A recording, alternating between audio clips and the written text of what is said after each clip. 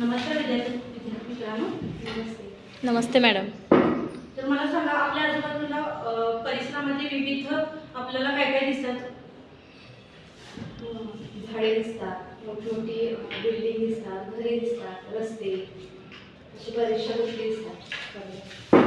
तर झाडे विविध प्रकारची असतात, नाही? झाडे विविध प्रकारची असतात, फळांची असतात, फुलांची असतात, विविध प्रकारची झाडे असतात.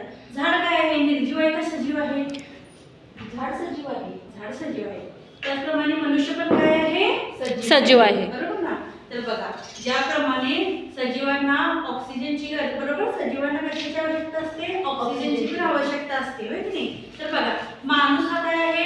ऑक्सिजन घेणारा आहे आणि कार्बन डायऑक्साईड सोडणारा. बरोबर ना? त्याचप्रमाणे झाड कसं आहे? झाड हे काय करतो? ऑक्सिजन तयार करतो आणि कार्बन डायऑक्साईड काय करतो? तो शोषून घेतो, बरोबर ना? तर बघा, मानवानं काय केलेलं आहे?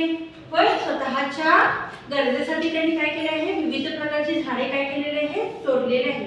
तर आपण संवाद क्वेश्चनमध्ये काय घ्यायचंय की झाड आणि मनुष्य यांचं जीवन एकमेकांवर कसं अवलंबून आहे हे आपण घेणार आहे. तुम्ही पुढे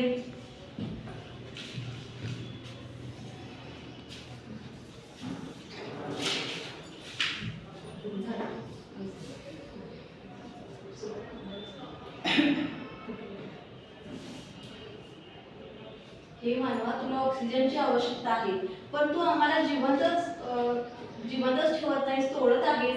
मग तुला ऑक्सिजन कसे मिळणार? तू तुमच्यातील कार्बन डायऑक्साईड कोण शोषून घेणार? मला हवा प्रदूषित होऊन तुम्ही आजारी पडणार. मला तोडल्यामुळे महापूर, दुष्काळ यासारख्या बरेचसे आपत्ती येणार. त्यामुळे मला काय करू नका, तुम्ही तोडू नका.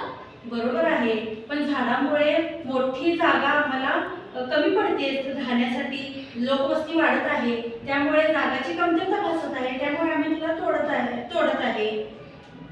नको, मला तोडू नको. माझ्यामुळे तुम्हाला ऑक्सिजन मिळते, चांगली शुद्ध हवा मिळते. त्यामुळे मला तोडू नको. माझा तुला भविष्यामध्ये काय आहे? भरपूर उपयोग आहे. आणि आताच्या युगात सुद्धा तुला भरपूर झाडांमुळे म्हणजे माझ्यामुळे होणार आहे. मला माफ कर, आम्ही तुम्हाला केव्हाच तोडणार नाही आणि तुमच्यामुळे आमचं जीवन हे अवलंबून आहे.